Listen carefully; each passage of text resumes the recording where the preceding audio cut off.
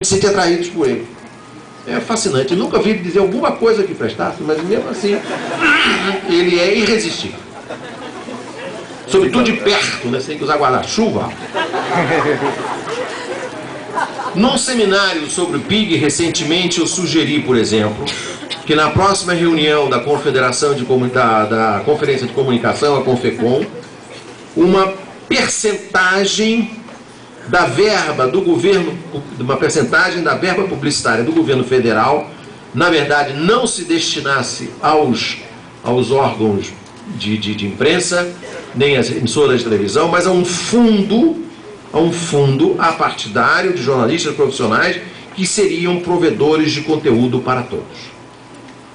Essa é uma ideia. O Leandro já sugeriu que a gente fizesse uma vaquinha entre nós. Eu, Nassif, ele e tal, mas o problema é que o Nassif, ele só da Veja tem 8 ações contra ele. Eu estou respondendo a umas 14, né? 14.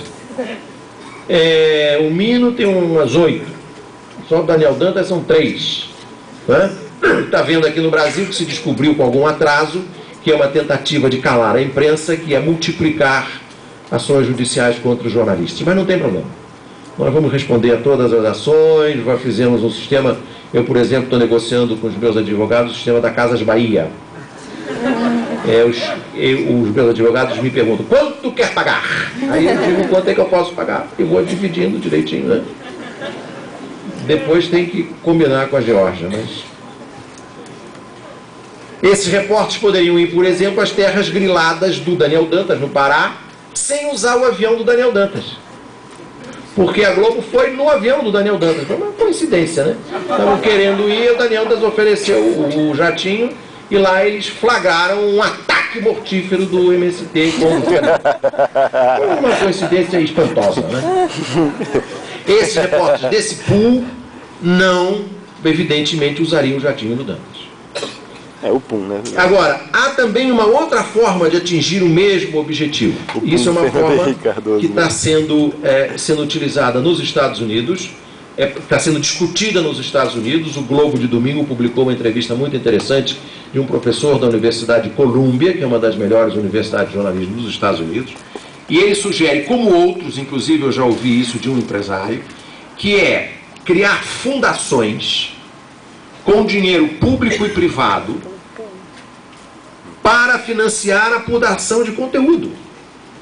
Pega uma fundação com o dinheiro da Votorantim, com o dinheiro do Bradesco, o dinheiro da Vale, né? A Vale que está com esse pequeno problema de não querer produzir siderúrgica, quem sabe, em vez de fazer siderúrgica, ela põe dinheiro nessa fundação e a gente contrata profissionais e essa fundação cria uma base de informação. Põe um repórter em Bagdá, põe um repórter no Complexo do Alemão, não é? E vai cobrir coisa. Põe um repórter lá no interior do Pará, para ver como é que é, por exemplo, o sistema da grilagem, né? Porque o ministro Gilmar Mendes, por exemplo, está muito preocupado com os ataques do MST, mas eu também estou preocupado com o problema dos trabalhadores que são assassinados, né? Então tem que ter uma outra maneira de ver a questão. Essa é uma ideia que foi também do Jorge Soros. O Jorge Soros, aquele milionário húngaro que se radicou em Nova York, ele quando caiu o regime comunista na Rússia, ele financiou pequenos órgãos de imprensa, porque o Soros estava preocupado porque não havia informação sobre economia na Rússia.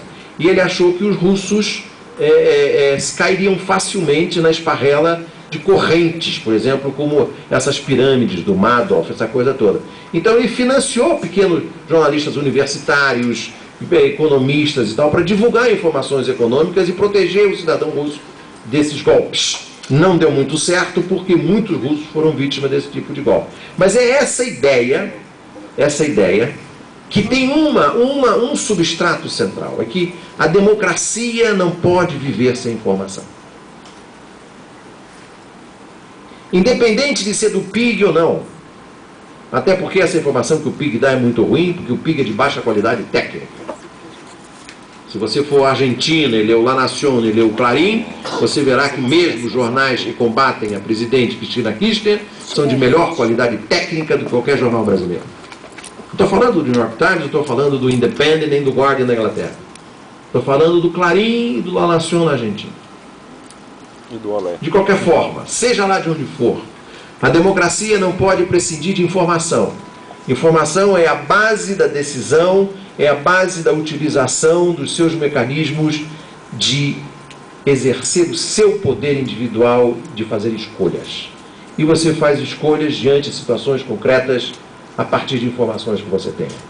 Então, como a democracia precisa de informação, as sociedades vão encontrar mecanismos de financiar a busca de informação, independente ou não desses órgãos de imprensa. E essa é que é a minha esperança. O Mino Carta foi o primeiro que me disse que a imprensa está no centro da crise da democracia brasileira. E hoje ela não é apenas um instrumento de partidos e políticos golpistas, ela é o golpe. E temos que nos preparar para enfrentar. Se depender de mim, eu vou enfrentar. Muito obrigado.